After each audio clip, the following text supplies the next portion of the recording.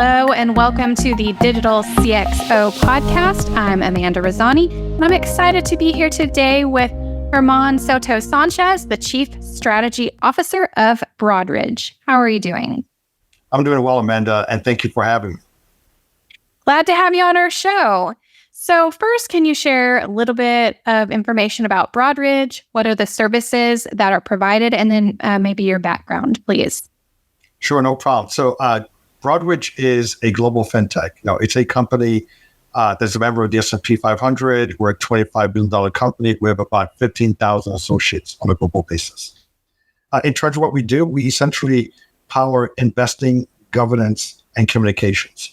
And what I mean by that is, for example, if you've ever bought a share of a company, then Broadridge, played a role in that, right? From the point of view of the actual trade to execute the purchase of that share, we provide infrastructure to capital markets firms, wealth firms, asset managers to help empower things like trading.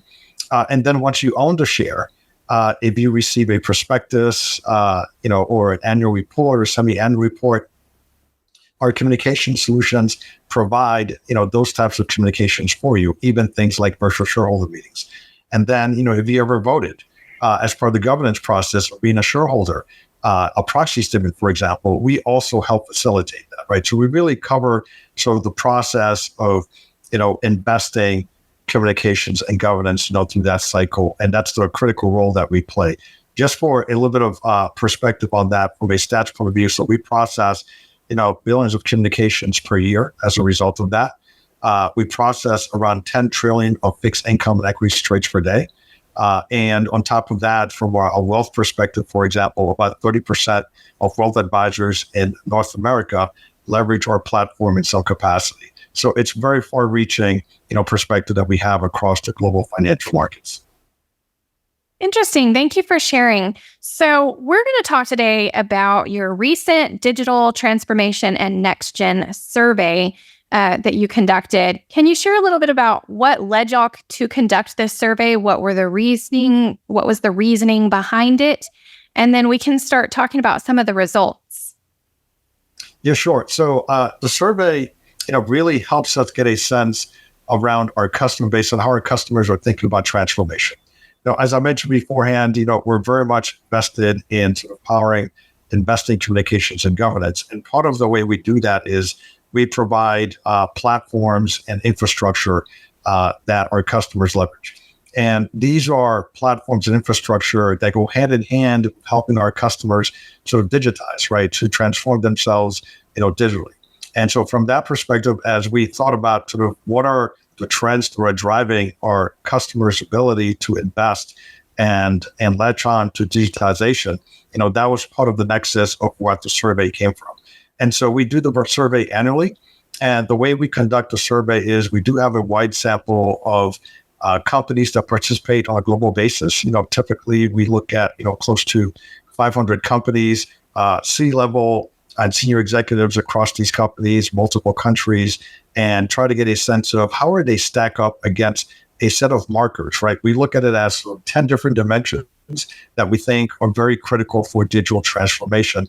And we ask them questions that help us assess where these companies stack up against these 10, different markers of digital transformation leadership. Great. So let's get started with some of the results. So one of the interesting stats, 75% of firms are confident in their digital transformation journey, yet only about a third have reached the advanced stages of CX, modernization, and data management. So what are your thoughts on this, and where is the roadblock? Yeah, so, in terms of a lot of companies, as we look at that, what we identified is there's a difference between companies we classify as leaders and companies that we classify as non-leaders, right? And what we've noticed is over time, the leaders are pulling away from the non-leaders. And sort of the stat you just mentioned, for example, when we look at sort of those areas, those are areas that we consider to be foundational areas, right? So I mentioned we look at about 10 different dimensions, 10 different markers. And we look at things like data management, automation, sort of core IT that's modern. Those are foundational elements, especially for digital transformation. And so what we're seeing is sort of companies that are the leaders are investing heavily in that to establish that foundation of which they build upon. And so that's something that we've noticed sort of on a go-forward basis. Obviously, the leaders have invested much more than the non-leaders, and we're seeing that sort of that gap increase slightly over time as well. Mm-hmm. And then our next stat, 70% of leaders indicate that they are prioritizing their AI investments in customer interaction to fuel meaningful customer engagement. So how are they determining the return on investment here? And how are they seeing if it's returning that meaningful customer engagement? Yeah, so look, I think return on investment on AI is a very challenging thing for a number of folks to measure. And I do think we were exiting sort of a stage of heavy focused investment on AI and sort of waiting to see. I think now we're entering the stage of, hey, let's see what are the returns on some of these AI investments. When you look at the leaders are definitely sort of big, heavy investors in AI. We've also seen that aside from the leaders, some of the larger companies, right? So some of the larger companies in our sample set are also big investors in AI. And what we're also looking at is where are they investing in as well?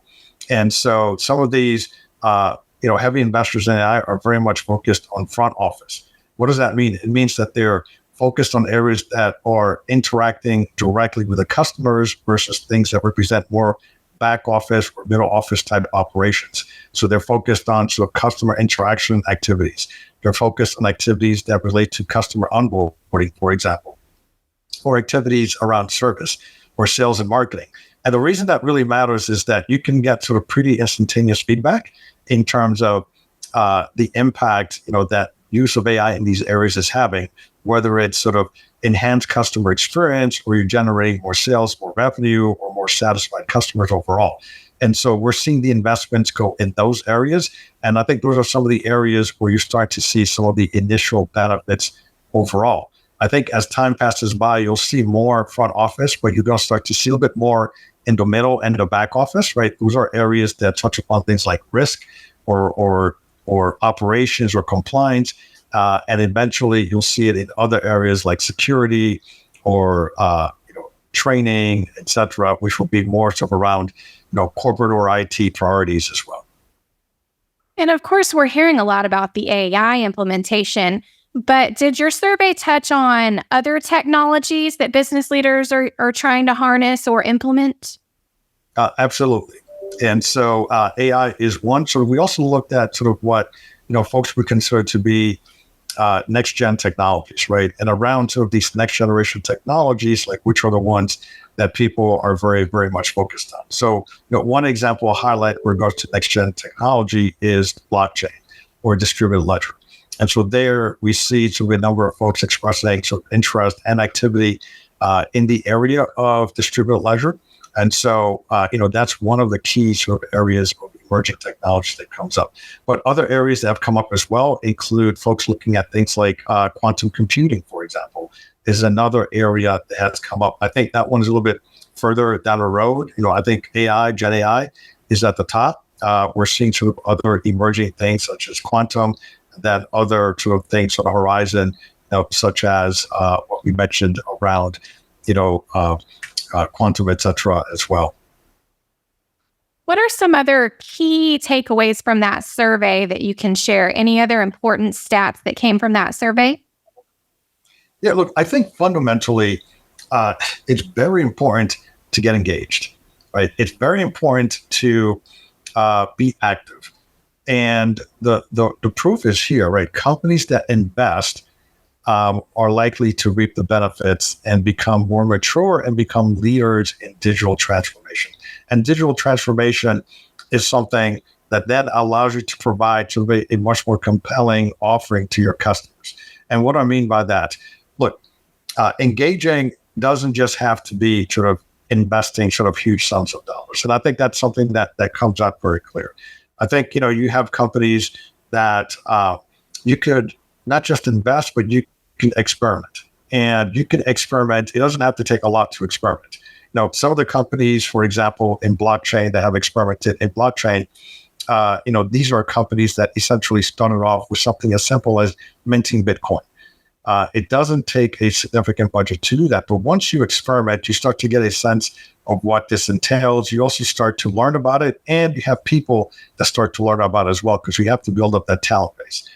Another thing that you can do is just sort of engage with the ecosystem, right? So you experiment, but also engage with the ecosystem, right? Engage with other companies that are like-minded, engage with trade organizations, that support what you're trying to do, engage with academics, right? Engage with sort of investment bankers, venture capitalists, other investors, and engage with peers as well, right? There's so many different ways to engage with the ecosystem that provides you with another opportunity to learn, and again, to become engaged overall with the opportunities and with digital transformation. I think the final area I'll highlight is partner, right? And so you can always also partner with somebody, partner with an entity or startup, et cetera, to, again, get involved. And so that's one of the things that, it's very clear here is that, there is a widening of the gap between leaders and non-leaders, but you want to get engaged because, once you get engaged, you really start to see the benefits overall. And it doesn't take a huge multi-billion dollar or multi-million dollar budget to engage. So what are some of the tips that you have for business leaders when it comes to getting all the staff adopting this technology? And also from an education standpoint, there's a bit of a skills gap sometimes. So what are your tips for providing education to the staff? Yeah, look, I think we think that there are several aspects to this, right? There is a skills gap, and it's critical to close the skills gap. So training, has to be a critical dimension of this. As we think about and that's one of the core dimensions that we highlight when it comes to the 10 dimensions that I mentioned. One of them is around culture, it's around talent, right? It's around the people that you have and the digital skills and the talent that they do have. And so what we see is when we look at companies that are leaders, for example, right, the leaders, they invest in these areas. But nevertheless, there's a huge difference. When I say huge difference, it's almost a 6x difference in terms of the percent of leaders that are what we call in the advanced stages of talent and the percent of non-leaders that are in the advanced stages of talent. So there is a noticeable gap in terms of the investment there.